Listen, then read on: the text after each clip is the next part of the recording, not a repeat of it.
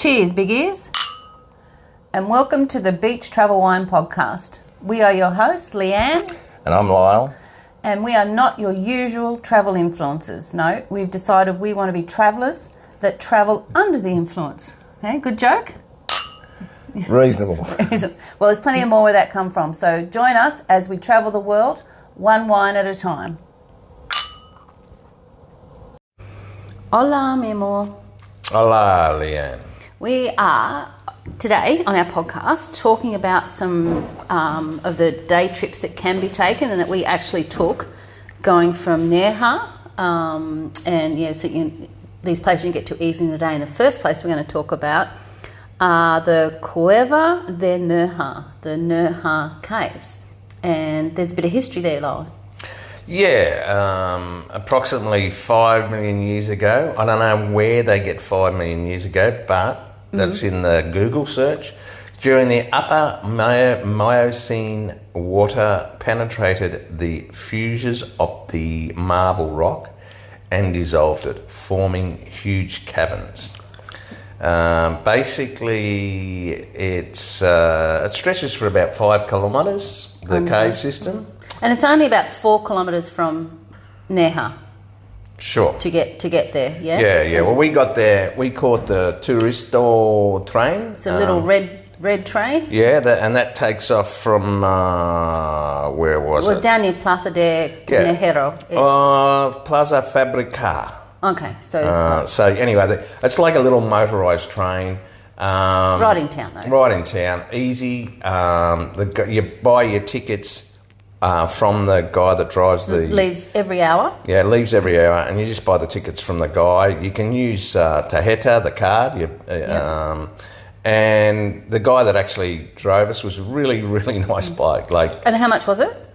€15, and that includes the trip through Nerja on the train and entry into the caves. Right. And it's 14 to go into the caves without the train. Okay. So because you can drive there. You can drive there and you can walk, but seriously, the train was pretty good. It is uphill, to get there. Yeah. So kids between 6 and 12 are €10 for the train and entry, and children under 6 are free. Yeah. Right. So it's a 5 kilometre so far that they've discovered underground cave system that was discovered or started 5 million years ago, and it was discovered in 1950s, wasn't it? Yeah, 1959. There was, I think they said there's 5 local kids that were really hunting for bats, which is a little bit ironical since we've just gone through the COVID and their association with supposed bats. But yeah, so it was only in 1959, so... not that long ago. Yeah. And it's a cave system that has quite a number of like these subterranean halls or the salons, and there's some really big ones. So there's they're called the Hall of the Arena, Hall of the Mountain Goat, Hall of Immensity, Hall of the Waterfall, and the largest is the Hall of the Cataclysm. But probably the most well-known one, the Hall of the Cataclysm is probably the most known because it's got that massive big column in it, which is in the Guinness Book of Records, Lyle. Sure. And it measures 45 metres in height, right? Sure. 20 metres in diameter, and all the way around is 64 metres. Yeah, and a column is when the stalactites and the stalagmites meet and form so they meet. So now, do you know what the difference is between a stalactite and a stalagmite is? Yes, I do. Well, share. A stalactite comes from the ceiling down, and a stalagmite goes from the bottom up. Yes or no? No, you got it wrong. Oh, it's the other way around. It's the other way around. So it's either one or the other. So, the stalagmite grows from the ceiling. Oh, I thought it was from the bottom because the stalagmite reached to the top. Well, I've got a confession to make. I did tell you that a few days ago. Oh, you want to trick me in public? No.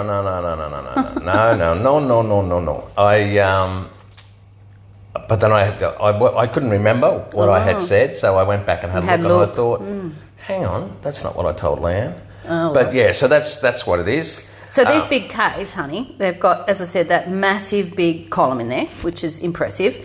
But in the Hall of Ballet, Salon de Ballet, every year they hold the festival, or in July every year, the Festival of Music and Dance, and that's featuring like lots of these acclaimed international artists. We're not going to be here, we're leaving before that takes place, but apparently it's absolutely incredible, the acoustics and the shows down there, and they have a different one every night. So it's a pretty special spot, isn't it? Like just walking down through the caves.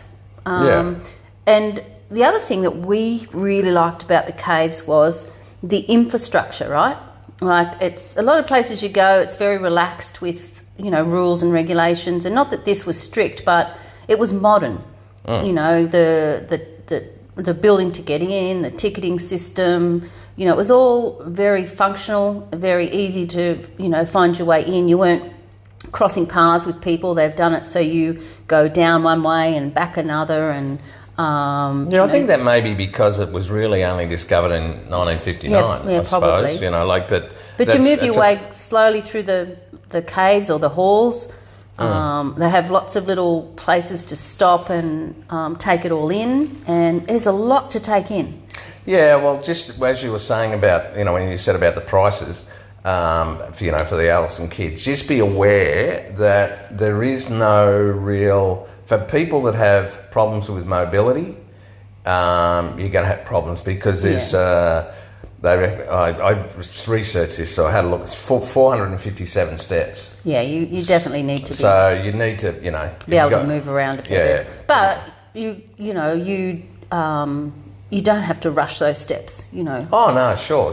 And we neither of us like the steps, but you know, you didn't ever notice it really. And initially, I thought it would be more lit up with different colours because some of the other cave systems we've been to, you know, have that.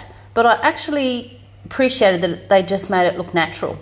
Sure. You could definitely get the immense, you know, formations with the shadows and just the lights in the right spots, and they had lights sort of in behind, you know, little holes and bits and pieces so that you could see the depth of the space and the enormity of it, and just the intricate, you know, spotlights on pieces that were so intricate, you know, with the details.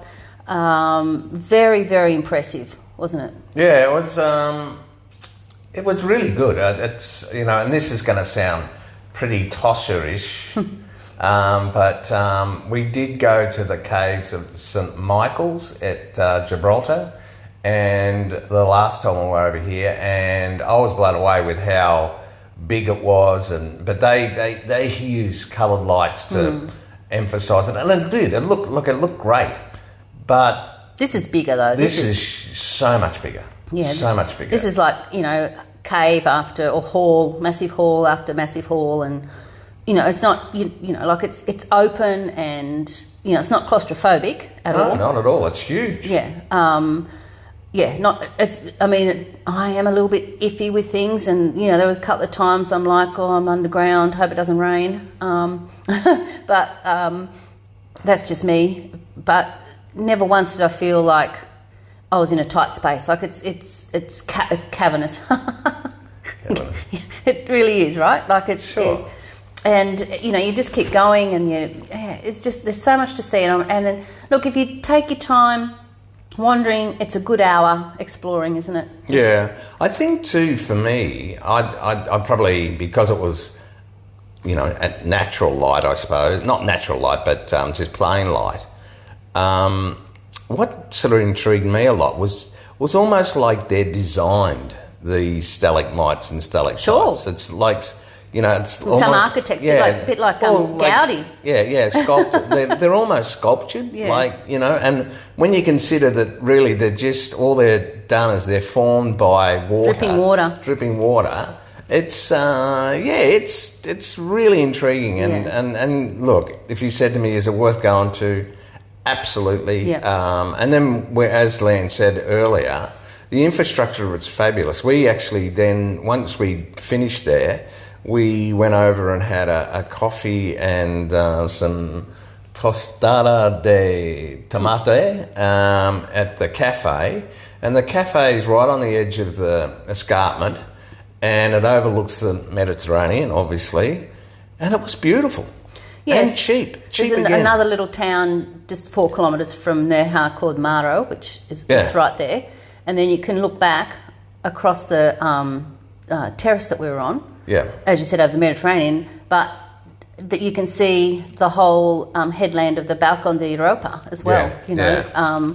So it's worth just going there for that cafe and the view. Yeah. Like I'd love to see it at night. Yeah, it'd be beautiful, wouldn't it? Yeah, it'd be fabulous. But I don't know. I think the caves do night tours as well. That's something if you're coming here to look at. We didn't obviously do that, but that would be pretty impressive, I imagine. Yeah, I think they do special tours. They do for special groups. And as I said, they do that music festival in there in July as well. I really couldn't see you going to a tour at night there.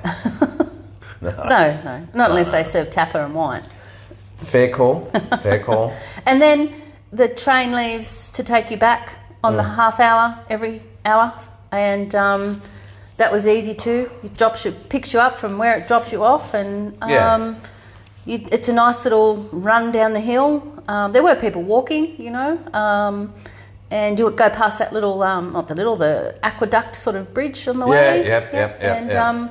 And back to the drop-off point sort of in central Nerja. So it's we're saying day trip, probably half a day trip. The first train leaves at 10 and I think we were back on the 12:30 by the time we'd had morning tea and breakfast there. So it's definitely easy to get to. It's fabulous to go into and explore. The price is good, and it's a definite easy get to and a definite to do when you're on the Costa del Sol in Spain. Yeah, and just before I forget, even though it was only discovered in 1959, the scientists basically say that humans first inhabited the caves 25,000 years ago. And the way they know that is because, obviously rock formations and all the scientific stuff they do, but although we couldn't get to that gallery, but there's also paintings, rock art in one of the galleries that you're not allowed into because of the sensitivity of whatever. So there's like cave drawings, what you're saying? Yeah. Right. So just to prove that I did some research. Yeah, good job. Sure. Did you also mention, this isn't a day trip from Nerja, but sort of is included with the caves, is there's a museum just here in the Plaza de España where we are, which has a whole lot of information and history about the discovery, all about the caves as well. So so one day when we've really got nothing else to do, we'll probably go up and have a look. Well, some people are interested in that sort of thing. Sure. And to be honest, after going to the caves, you should go there. We really should go there. And let's face it, it's probably all of about 60 metres away from where we're sitting now, so it's not a big ask. Yeah. So, Cueva de Nerja is a definite must-do when you're in this area in Spain. See or not? Sure. See. Absolutely. So another really good day trip from Nerja is Frigiliana. See? See. And it's pretty close, isn't it? It's about 7 kilometres from Nerja. Yeah. We caught the local bus. Yeah, you just walk up a couple of blocks to from the centre of town where the bus stop is, and it's €1.20 each way. And if you don't want to piss the bus driver off, like severely piss the bus driver off, don't go and with a €20 note to buy $2.40 worth of bus tickets, because he was not a happy chappy, was he? No, but to be fair, it does say on the side of the bus, make sure you've got as close to the change fare as you can. But we didn't know that before we got there. No. Well, we didn't ever know whether we had to pre-buy it or whatever. So and then to even piss him off more, Lyle didn't have his mask, because you still got to wear masks at the time of recording on public transport. So yeah, and the funny thing is that I actually put a mask in my pocket yesterday, thinking, well, I probably won't need it, but it's handy to have. But then I changed shorts. So anyway, yeah. So he had a bit of a deal on the side. Did he? Side hustle. Yeah, side hustle. Fortunately, selling masks to gringos who forget them. Yeah, and I think it was like 30 cents or something, which was really handy, because otherwise we probably would have had to wait another, I don't know, half hour for another bus and find a mask. So what, 20 minutes up the road took us? Yeah, max. Bit of a windy road up to Nerja, and you just get dropped off sort of in a little plaza area, sort of at the bottom of the I guess the old town. The hill sure. There. It's about the mountain or hill itself's only about 320 metres, but it's straight up. Yeah. Frigiliana's 320 metres. There's hills behind it that are sure. The population of Frigiliana is about 3,000. It's known for its Moorish quarter, narrow streets decorated with ceramic mosaics. So everywhere there's like the Moorish influence, it's always decorative, isn't it? You know, so I sort of describe what I sort of saw when we got there, and you know, it's been voted as one of the prettiest white villages in Spain, and there's a lot of them, so that's a pretty big honour. So there's little streets. They don't just go in one direction. You sort of come to a fork in the road, and you can go left or right, and the paths are cobblestones. They're not just plain though. They've got patterns all through them. And then you look up, and it's got these white washed walls, which are, you know, pristine white. And on the walls, if there's not ceramic pictures, there's ceramic pots, and they're full of pretty flowers. And then as you go along, there's like some artisan shops, and they're all got pretty little displays out the front. And if it's not a shop, it's a little cafe or a fruit shop, which has all the little baskets of fruit out the front. And so you can just wander around looking at all those beautiful little shops and storefronts and cafes, and it's truly beautiful, isn't it? Yeah, what really stood out to me was the fact that it was very...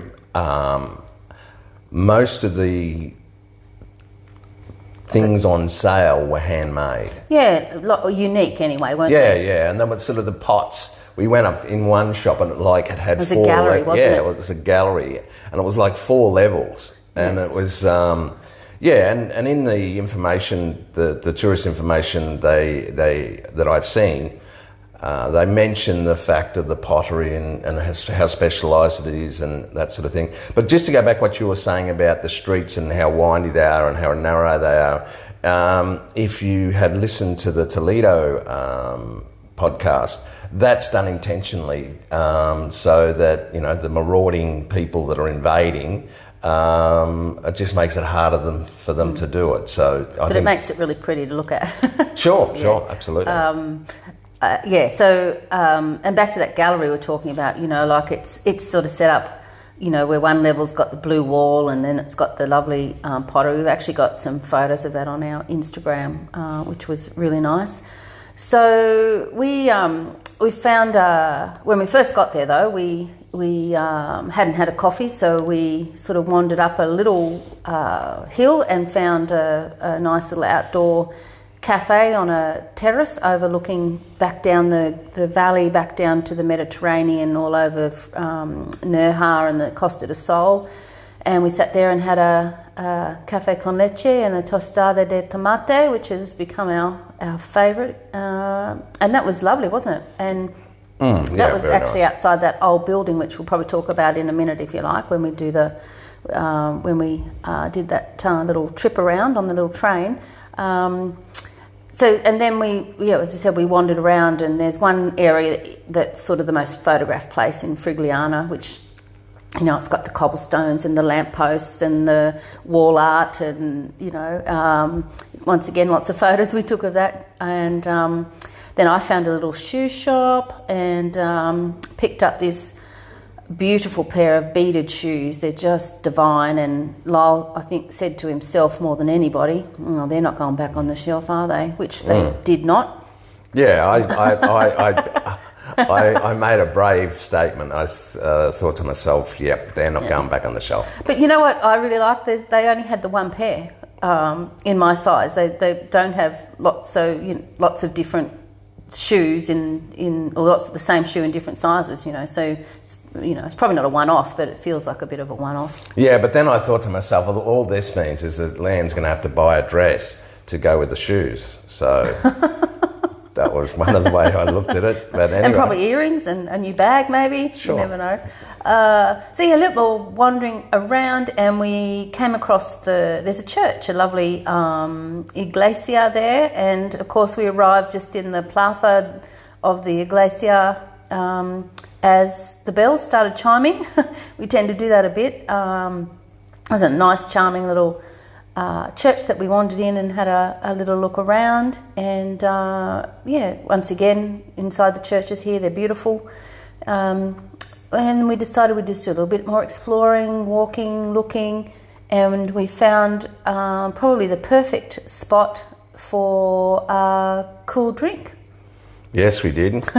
Which we need do we both have cerveza? I think I had the Tinto de Verano. Yeah, but the real reason why we actually had that drink is because Leanne wanted to go to the toilet. And so Leanne said, anyway. So I thought, well, why not?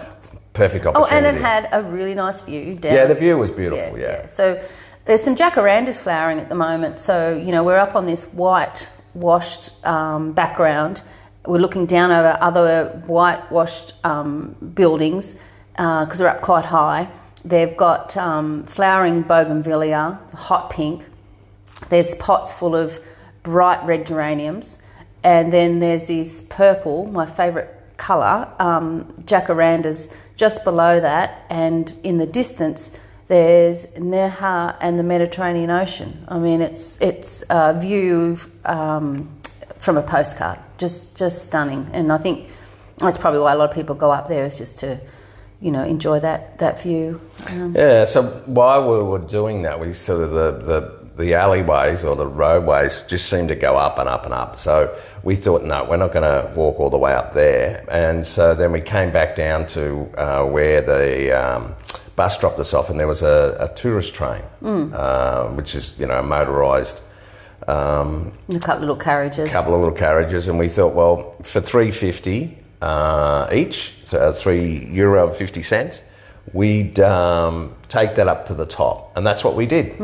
Yeah, and it doesn't go all the way up to where some of those buildings are at the top, but it circumnavigates, doesn't it? So you get around the whole sort of, the bottom half, so you see more of it through the train, and it takes you to sort of a lookout spot where you're looking back towards Frigiliana and that great big building where we had the coffee, which is what's that one called, Dom? It's El Igneo.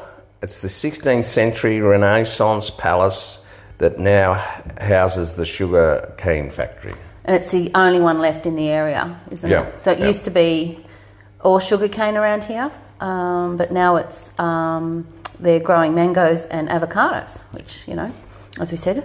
It wasn't open, we weren't able to go in, but it's a pretty imposing building, wasn't it? And we didn't realise that when we were sitting there earlier having coffee. And the thing that was interesting was how they get water to that building, for the sugar cane, because there's not a lot of water around. No, but that really surprised us. The guide that takes us around on the train, for his first 5 minutes was in Spanish, and his second 5 minutes is in English, and then it just it takes it in turns. But they said that the water comes from the Sierra Nevada. Basically, once after winter, once the snow melts, that's what supplies the water. And they've set up little channels, haven't they? It's not an aqueduct, but it's like little channels, so you can see them coming down the side of the mountain, can't you? Like a track almost. Yeah. Well, it was the town itself. was founded in 1232. It was Right. part of the kingdom of the last Moorish Muslim dynasty in Spain. So everything we've heard about the Moors, they were very clever with their water. You know, whether it be at the Alcazabas or the Yeah, there's always water in those, isn't there? yeah. And they were very, very clever. And obviously coming from Africa, I assume that there's not that much water over there either. Yeah.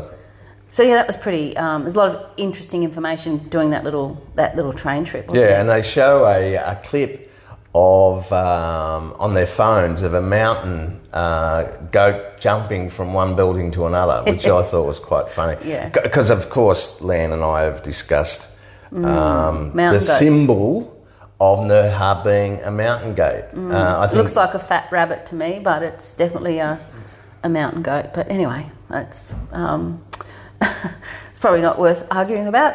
You can have that one, mountain goat. Oh, it's not worth arguing about when I win. Fair enough. Not when there's people listening. Okay, fair enough. Keep that one to ourselves. So we just went back to where we were going to wait for the bus to come home. It leaves every half hour. We had our coin ready this time, like we knew the amount. We weren't going to piss him off a second time. And we just waited there. There's a nice little cafe. Had something to eat and drink, I think, while we waited for the bus to come back, and hopped on that and came back down the mountain, and got dropped off at the bus stop where we got on, and a little wander back to our apartment. So, look, all in all, it's I wouldn't say it's a day out. It's probably a morning out. You could take longer if you want to do a bit more shopping or want to take a bit more time with meals, but it's an easy, wonderful trip from Nerja up to Frigiliana. Yeah, sure. And as Lan described, which I think you did a really good job describing the flowers and that sort of thing, because the backdrops are all white, I think that significantly helps the contrast of the colour of the flowers, and it just looks magnificent. And the mountain range behind as well. Yeah. So yes, definitely need to do Frigiliana when you are in this area of the Costa del Sol. ¿Sí o no? Sí. Absolutely. So our third and final day trip that we've done from Nerja was to Malaga. Yes, it was. And Leanne was very, very clever. She bought the bus tickets online. I did buy the bus tickets online. Now, just a little caveat here. We have been to Malaga before, so we sort of knew our way around a little bit. But it's, even if you didn't, it wouldn't take away that it's a really good day trip. Sure, yeah. And probably could even do a sneaky overnight if you haven't been to Malaga before. Do you know the population of Malaga? It's quite a big city, isn't it? I don't know, no. It's like it's the biggest city on the Costa del Sol. Yeah, and absolutely. It's like a transport hub. It's got an airport that a lot of the international, UK sort of people fly in to. Yep. And cruise terminal, big cruise terminal. Yeah, big cruise terminal. It's got the train station for the AVE, the fast train, and a huge big bus station as well. So that's why it's a very popular spot. Even for locals, they love living in that area because it's really easy to get out and about from Malaga. So we get on our bus to Malaga, and this time Lyle remembered his mask. I did, and the fare was €4.50 cents, and it's they say it's an hour and a half to get from Nerja to Malaga. It only took us just over an hour. Yeah, I think they cater in case you can stop along the way and pick people up. So if there's no one there, they just keep going, I guess. And you're not going to believe the music that I forgot on the bus. And some of Leanne's favourites, there was AC/DC, there was Noiseworks, there, yeah. Noiseworks, she says, but who she's really talking about. Come on, what's his name again? John Stevens, that ugly mother. But anyway, it was just Australian music. Yeah, and there was about 5 songs in a row. Yeah.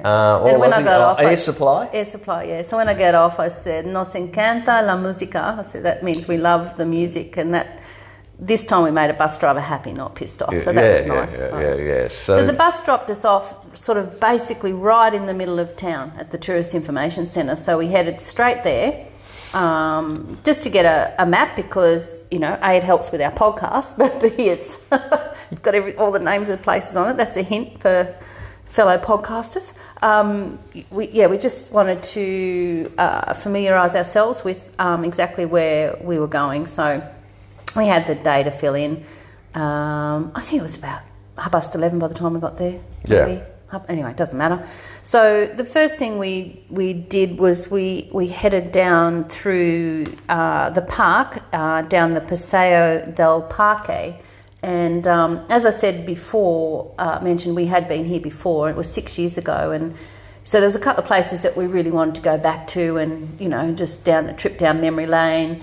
But as you all know, I do like a park and I do like a paseo and I do like a bit of a water fountain. So whenever I can walk through one of those, I'm pretty happy. So we walked down there. It's quite long, probably, I don't know, 1.5 kilometres long maybe. Sure. You know, down this beautiful promenade and the shady trees. And then we got to the roundabout and decided we were going to just go and have a look at the bull ring. Yeah, you spotted the bull ring, yeah. Because when we stayed before, we walked past the bull ring every day to get to the beach. So it's not a very old-looking bull ring. It's obviously still in working order, and it's huge. So, you know, you walk around the bull ring and... then we decided we were going to find somewhere to have coffee, I think. And, And for whatever reason, we just found it difficult to find somewhere to have it. I think it's just where we were. But then when we finally found where to have coffee, and Leanne saw some cafes, was right near where we stayed the last time. Yeah, I said, oh, there's that old Teatro del Romano. It's like the Roman theatre. And above that is the Alcazaba. Yep.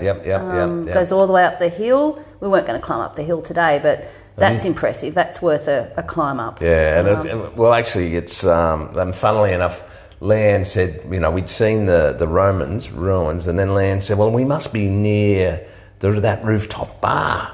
And I said, yeah, it's right above it. Yeah. See? So... but yeah, the Alcazaba... Can I just say, Lyle does not remember walking all the way up to the Alcazaba, well, last time we were there, but he remembers the rooftop bar. There's a message... True or no? There's a message there, I admit that. But yeah, it's called the Alcazaba de Malaga.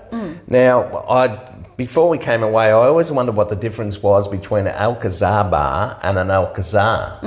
They're exactly the same thing. The Muslims or the Moorish people named them Alcazabas, and the Christians called them Alcazars. So, but yeah, it was opened in 1057.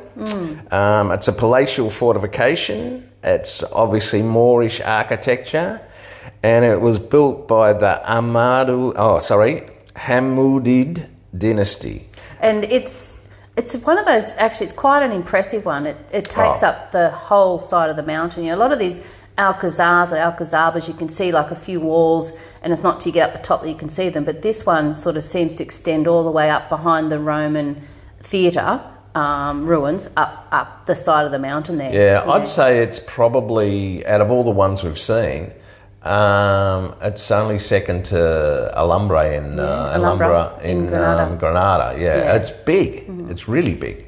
So when I said to Lyle, this is where the rooftop bar is, I then also said, that must be where that really gorgeous restaurant was, you know, and the one that had all the bull's heads and the barrels and the red polka dot and the old wooden bars and the photographs on the wall, remember? And we just looked to our left and sure enough, there was El Pimpi, is the name of it? I'd say El Pimpi is the best themed bar I've ever seen. Yeah. It's brilliant. Yeah. So we sat... it wasn't open. We were just having coffee, but we sat at the restaurant right next door, and by the time we'd finished having our coffee, it was open. So we managed to walk through and get some nice pickies and just bring back some memories there. So there's lots of those pickies on our Instagram as well. So that was really nice. And so then we decided we were going to go to Picasso Square, because that is where we stayed. Yeah. And wow, it had changed, hasn't it? Yeah, it changed a lot. I like. Well, they've got half of it cordoned off, obviously doing some sort of construction. I had all these beautiful trees. I should know the name of them. They've got these beautiful pink fluffy flowers on them. I don't remember them from last time, but so they were beautiful. But there's a statue of Picasso sitting on a chair, and we couldn't get close to it because there was like groups and groups of people all lining up. 50 people in a line? At least. To get a picture sitting down with this Picasso statue. Luckily you got one last time when we were here. Yeah, well, it was actually quite funny. The story behind that is the last time I were there, I half-jokingly said to Lan... That guy hasn't moved. Yeah, and it was a statue. So, dickhead, it's a statue. Half-jokingly, he did not half-joke. He literally said, that guy's still sitting there. Yeah, anyway, but... our apartment was right there on Picasso Square, and we had a balcony that overlooked the square. Yeah. And there's restaurants downstairs, and we shared some great sangria there. We played cards with, we were there with my son Cody and his wife Talia, and so it was lovely to go back there and visit that. I think maybe because it was during the day rather than night, I didn't think it looked as good, but that's just a personal opinion. And then we decided we were going to just, go and wander through the old town. It's a beautiful old town, isn't it? There's the Cathedral de Malaga. There's lots of themed restaurants there, really old. I wouldn't maybe authentic, but just different. And now there's all those new bars. We went into a bar, which I did take some photos of that one. They invited us in because they could see us looking, and it was sort of based on, it had fish tanks and... it's almost like Caribbean. Not that I've been to the Caribbean, but you have. Sure, so you just wanted to go in and have a look. So there's lots of these new bars sort of popping up now as well, which weren't there last time we were there. So couple that with the older ones. You see some of the old ones, and they're white tiles and the bars, like the wooden bars. Oh, and they're stools. Just beautiful. Yeah, the displays behind the bars as well. Yeah, just you could wander around all day looking at those. And then you come across the shopping area, which is Calle Larios, which is Larios Street, which is the most famous shopping street in Malaga. It's a wide pedestrian-only promenade, which goes probably 4 or 5 blocks, and there's streets going off it as well. And we found the shoe shop that last time we were here, I bought my wedding shoes at. You and Cody were off shopping for men's stuff, and Talia and I went into this shop called Gody, Gody, and as soon as I came around the corner, I recognised it, and it's got beautiful shoes. I mean, Spain is full of beautiful shoes, but just the colours and the styles. Was that the place that had 4 levels? Or was that another shop? No, that was another shop. That was in Malaga, but this one just had, it's a great big 1 floor. Yeah. But the other one that I had to drag Leanne out by the hair, or by the big toe. Oh, the big toe, yeah. Was in Madrid, yeah. Yeah. It was in Malaga. Oh, was it? Yeah. There was. Maybe I've got it wrong, but there's this one shoe shop. Yeah. It was in Madrid. Yeah. And 4 levels. Mm-hmm. And the top level was a cafe with views over the Plaza del Sol. Anyway. And disco music. That wasn't really a day trip from Nerja there. So back to Malaga shopping. So, you can't help but just, be drawn into the shops. And I found a Pandora shop. Yeah, she did. I did. So I'm collecting little Pandora charms of my travels, and I do have a Spain one, but I wanted one sort of for this area. So I ended up with this gorgeous little fish where his little tail wags, and he's got fish don't wag their tails, do they? Yes, of course they do. How do you reckon they? Well, they swish them. Dogs wag. I don't know. Anyway, the fish moves. And it's got little blue gems on it and stuff. So what do fish do? Whoosh. Fair enough. Fair Well, enough. have you ever thought a fish wags its tail? Yeah. Okay, righto. Well, I'm not saying I'm right, but we'll leave that out there with the audience to debate. sure, that's a little bit like the cube at The the cube Louvre. and the triangle. Yeah. Anyway, let's not go there. If you want to know what we're talking about, that's in the Paris podcast where we made a complete dick of ourselves. Anyway, so Malaga. We've wandered, they've got the beautiful ancient historic buildings and forts. They've got beautiful plazas with pretty trees. They've got the gardens and the paseos. There's the bull ring. There's the famous shopping area. There's the old town with the restaurants and the new restaurants. And what we haven't even talked about, but, it's got a great big long beach. Yeah. Or different beaches, but they're all there together. And this massive big promenade that goes all the way along the beaches as well. So it's a fabulous spot to walk, and all the way along those the promenade there's restaurants, and that's where the fish come in, because the first time we were in Malaga, the first night we head down to the beach and the restaurants are on the sand and they're cooking fish in like an outdoor oven, as they do, as you've seen here as well. Yeah, open flame. Yeah, in coals, and they're all on sticks, and little fish and big fish. And so we had that our first night. I think we had a fish each, which was ridiculous. We didn't need that much. But it was beautiful. Yeah, so definitely known for the outdoor cooking of the fish here. So there's a whole beach area. And now as well, we talked about the cruise ships, they've done up the port area. So that's another whole area that you could explore, which we didn't have time to do. So Malaga is definitely worth a visit. Yeah, and it's an hour away. And I think that for €4.50, it's cheap enough. It's a pretty cheap day out, really, when you consider what you get. And the only thing we were probably annoyed with ourselves was that we thought we really should have done an overnighter. Yeah. We should have, just got to put a backpack in and because what we were talking about before, the bars and the restaurants, would have been fabulous to stay overnight and check them out. And we also love to walk around the city early, when it's a bit quieter. It's definitely worth a day trip, but, we'd recommend it at least an overnight. If you're staying in this area, or a couple of days in Malaga, for sure. It's a city that, is definitely worth visiting. And apart from that, even if you just wanted to stay for a week, you'd enjoy it. Yeah, we stayed probably not quite a week last time, and we didn't have any trouble filling our time there. No. But yeah, it is a nice day out from Nerja, and a lot of locals get on the bus and go in for the day as well. So it's easy to get to, easy to get home, lots to see when you get there. See or no? See. So there are day trips from Nerja. The caves of Nerja, definitely worth visiting. Frigiliana. Beautiful. And Malaga for something a bit different. Yeah, beautiful Malaga. Malaga.